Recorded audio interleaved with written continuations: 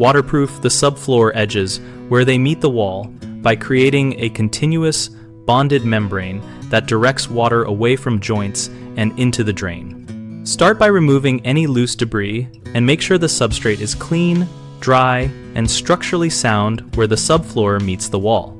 Install a cement backer board or an approved waterproof underlayment flush to the wall, leaving no gaps. Fasten with corrosion-resistant screws and fill joints with a polymer-modified thinset. Apply a bonded liquid waterproofing membrane over the floor and up the wall at least 6 inches, feathering the transition so there are no sharp ridges that can delaminate.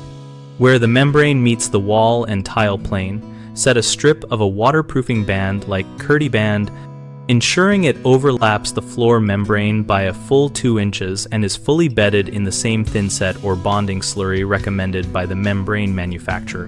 Before setting tile, run a continuous bead of a neutral cure silicone along the junction underneath the tile edge, so small movement will not open a gap. Finally, when installing the tile, ensure the first row is supported on a solid bedding of thinset, and that grout is packed tightly and sealed with an appropriate grout sealer to reduce capillary wicking. Common mistakes include stopping the waterproofing at the face of the wall and not carrying the membrane up the wall, which lets water migrate behind tile. The fix is to always extend the waterproof layer up the wall at least the height of the first tile plus the intended grout joint. Another error is relying solely on grout for waterproofing because grout is porous and will crack. Use a true waterproof membrane and sealant junctions in addition to grout.